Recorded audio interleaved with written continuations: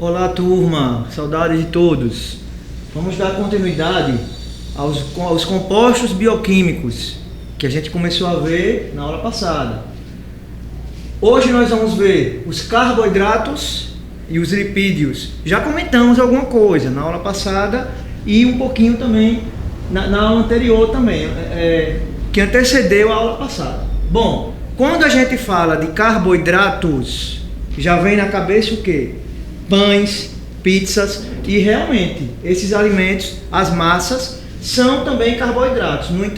No entanto, não são carboidratos limpos. São carboidratos que, se a gente ingerir em excesso, vão provocar sérios problemas de saúde para a gente. Então, o que são, na verdade, os carboidratos? Os carboidratos, a nomenclatura significa hidratos de carbono. Se a gente for traduzir ao pé da letra, hidratos de carbono. Mas existem outros nomes que são dados a esses compostos: glicídios, açúcares, glucídios, muitos outros nomes são dados, mas os principais são esses aqui. Adalberto, quer dizer que açúcar é carboidrato? Sim, os açúcares que a gente conhece são carboidratos também, certo? Por que a palavra carboidrato? Hidrogênio, carbono. São compostos que são formados por hidrogênio, carbono, e muitos deles também vão apresentar oxigênio na sua composição, ok? São as moléculas mais abundantes na natureza. A gente encontra os carboidratos em praticamente todos os vegetais. Lembrando que o açúcar que a gente consome vem de uma planta, que é a cana-de-açúcar, ok? E a fórmula geral dos carboidratos é essa aqui. Por que a gente tem essa fórmula sem números gerais? Porque cada carboidrato vai ter uma composição diferente. O açúcar, se a gente for considerar a glicose comum, aqui seria C6H12O6. Cada carboidrato vai ter uma quantidade de carbono, de hidrogênio e de oxigênio diferente, ok? A função dos carboidratos, de forma geral, os carboidratos têm várias funções, com destaque para essas aqui. Tem função de reserva de energia, o amido, a batata doce. Todos os alimentos de origem vegetal rica em carboidratos possuem essa capacidade de armazenar, de serem reserva de energia. Por isso, gente, que quando a gente consome carboidratos, a gente precisa fazer atividade física. Porque essa reserva de energia que é acumulada pelos carboidratos precisa ser queimada. Senão a gente vai apresentar problemas cardíacos, problemas circulatórios e até, por que não dizer, também digestivos também. Estrutural. Alguns carboidratos vão fazer parte do corpo, do organismo, de muitos e muitos seres vivos que a gente conhece. Como, por exemplo, o exoesqueleto dos artrópodes, a carapaça da barata, do caranguejo. Para a gente quebrar o casco do caranguejo dá muito trabalho. Por quê? Porque aquele casco do caranguejo é formado por esse carboidrato aqui, a quitina. É que faz a carapaça dele ser tão rígida. E também a parede celular dos fungos e das plantas. Quando a gente estudou parede celular, a gente viu que não só as bactérias apresentavam essa estrutura. A gente tem também fungos e plantas que possuem essa estrutura que é a parede celular. Genética. Falou em genética, lembre do DNA. E o DNA é um carboidrato. É um ácido nucleico, que vai ser um dos próximos conteúdos que nós vamos ver. A classificação dos carboidratos. Isso aqui muita gente se confunde. Isso aqui pega um pouquinho mesmo. Por quê? Nós temos 3 grandes tipos de carboidratos que estão presentes em boa parte dos alimentos que a gente consome. Temos as trioses. Aí lembrem daquela formulazinha CHO, que a gente viu ainda agora.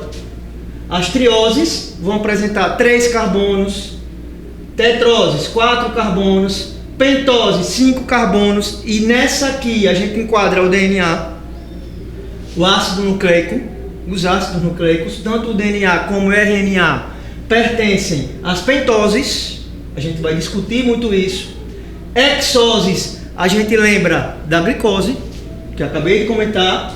E as heptoses, aí vai entrar outros carboidratos que também nós vamos ver durante o primeiro ano agora, durante o curso.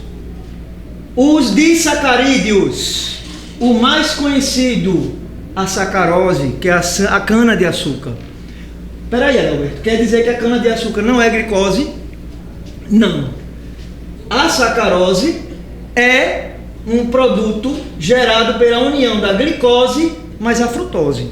É um açúcar formado, na verdade, por 2 monossacarídeos. Aquele açúcarzinho que a gente adoça o café, faz bolo, faz doces de uma forma geral, não é a glicose simples, é a sacarose. Lactose é o açúcar do leite. Leite tem açúcar? Tem. Que é lactose. Tem gente que tem intolerância, inclusive.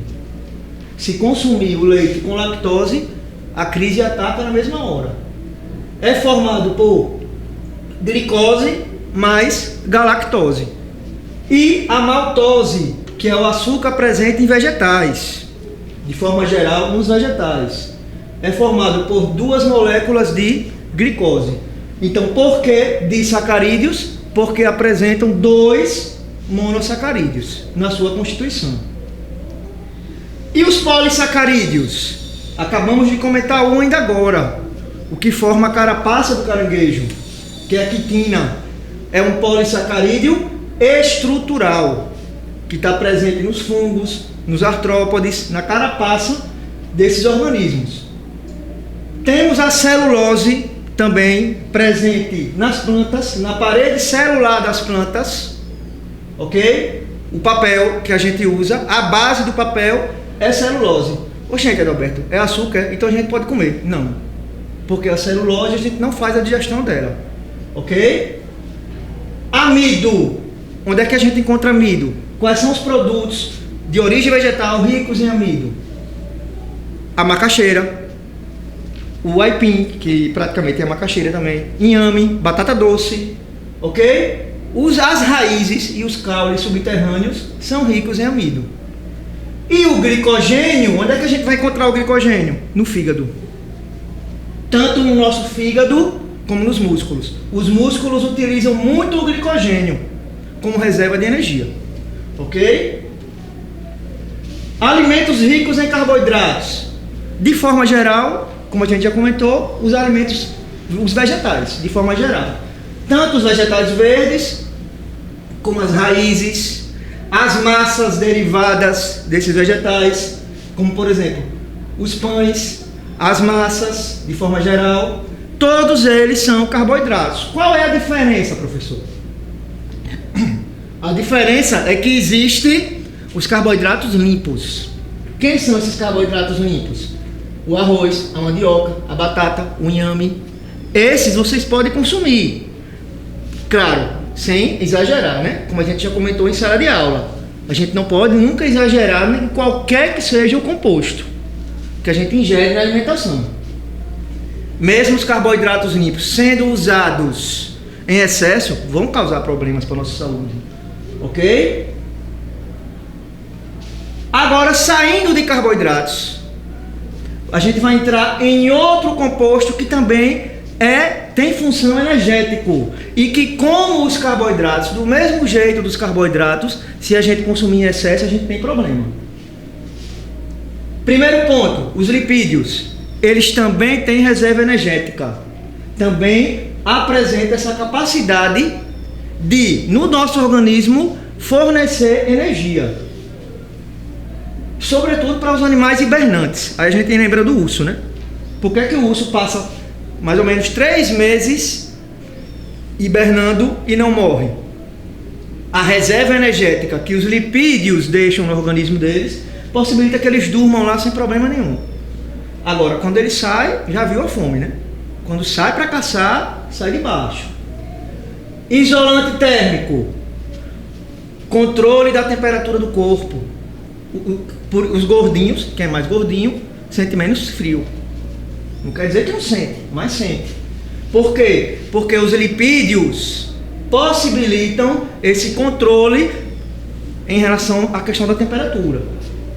Colaborar na composição da membrana plasmática, destaque para os fosfolipídios. A gente vai estudar sobre os fosfolipídios quando a gente entrar em célula, no estudo das células. Transporte de nutrientes e vitaminas lipossolúveis. Na aula passada a gente comentou sobre as vitaminas. Estão lembrados? O que são vitaminas lipossolúveis? São vitaminas dissolvidas nos lipídios, que só se dissolvem em lipídios. Protege contra impactos. Os lipídios, sobretudo os externos, quando aquele organismo tem uma queda, sofre uma queda, os lipídios reduzem o choque mecânico. E os lipídios também são precursores dos hormônios. Aqui a gente destaca o colesterol. Muita gente pensa que colesterol é gordura. O colesterol não é gordura. O colesterol é lipídio, mas não é gordura. As características gerais dos lipídios. Todos os lipídios só podem ser dissolvidos em moléculas orgânicas. Ou seja, os lipídios não podem ser dissolvidos em água. Vamos para um exemplo prático. Quando a gente vai lavar panela suja de óleo, a água consegue retirar aquele óleo? Não. As únicas substâncias que podem remover aquele óleo são substâncias orgânicas. Por quê? Porque os lipídios, eles têm a porção hidrofóbica e a porção hidrofílica.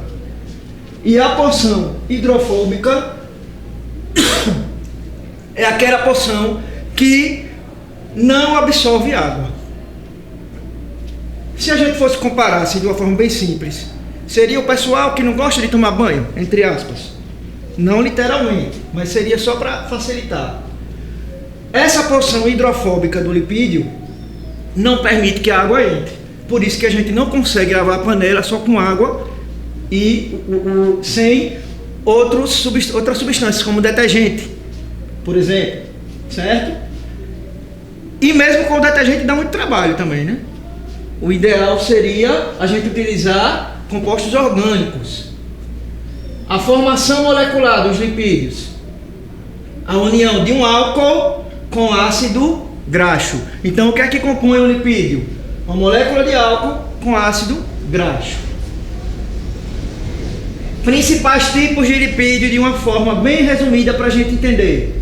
Quais são os principais tipos de lipídios? Nós temos os lipídios simples e os lipídios complexos. No simples, a gente destacaria os glicerídeos. Glicerídeos, gente, são óleos e gorduras. Atenção para um detalhe. Colesterol é lipídio, mas não é gordura. Cuidado com isso. Ceras, a cera do ouvido, a cera que as abelhas produzem nas suas colmeias, ali também é um lipídio. E os esteroides, com destaque para o colesterol. Ou seja, o colesterol é lipídio, mas no grupo dos esteroides. E aí a gente lembra que existem dois tipos de colesterol, na verdade. O colesterol bom e o colesterol ruim. O colesterol bom é aquele que a gente pode elevar ele um pouquinho, o valor dele. O colesterol ruim é aquele que a gente tem que controlar de qualquer jeito. Se a gente não controlar, é problema. Você pode ter problemas sérios cardiovasculares, ok? E os complexos, a gente vai ter, sobretudo, os fosfolipídios, que é o que a gente vai estudar quando a gente for estudar células, a membrana celular, ok? Mais uma vez, para a gente só dar uma lembrada, os tipos de lipídios, os cerídeos, como a gente já comentou, são lipídios simples, as ceras de uma forma geral, os fosfolipídios, os glicerídeos, que são os óleos e as gorduras, atenção para um detalhe, óleo é de origem vegetal, gordura é de origem animal, óleo é líquido, gordura é sólido, vamos sempre lembrar disso. os esteroides, que são com destaque para o colesterol, ok? E aqui nós temos o fosfolipídio, a estrutura que compõe o fosfolipídio. A parte hidrofílica, a cabeça, a gente chama de cabeça do fosfolipídio, e a parte hidrofóbica, que são as caudazinhas, parecem dois braçozinhos. Gente, quando a gente for estudar a membrana plasmática, a gente vai ver que ela é formada por duas camadas de fosfolipídios. E é por isso que na célula existe o controle do que entra e do que sai, de água, de sais minerais, de tudo. Por quê? Porque se não tivesse isso, a célula não suportaria. Imagine o excesso de água, o excesso de gordura, tudo entrando dentro da célula. Ela não suportaria. Então o fosfolipídio vai ter esse controle, vai ter essa capacidade de controlar o que entra e o que sai dentro da célula. A cabeça é hidrofílica e a cauda vai ser hidrofóbica, ok? Para a próxima aula, eu vou deixar aqui as atividades. A gente vai fazer aquelas atividades dos módulos, não do caderno mais. O caderno mais a gente vai fazer um pouquinho mais para frente, mas do livro de conteúdos, ok? Da página 20, questões 5 e 7, 33, 13 e 14, 43, 17 e 18, 45 da primeira até a quarta e a 46 a sétima questão. Essas questões abrangem tudo sobre carboidratos, lipídios e alguma coisa sobre água também. Na próxima aula, a gente vai entrar em ácidos nucleicos. A gente vai entender a importância do DNA. O que é que o DNA tem a ver com genética, que é assunto que a gente vai ver no terceiro ano, ok? Até lá, não percam!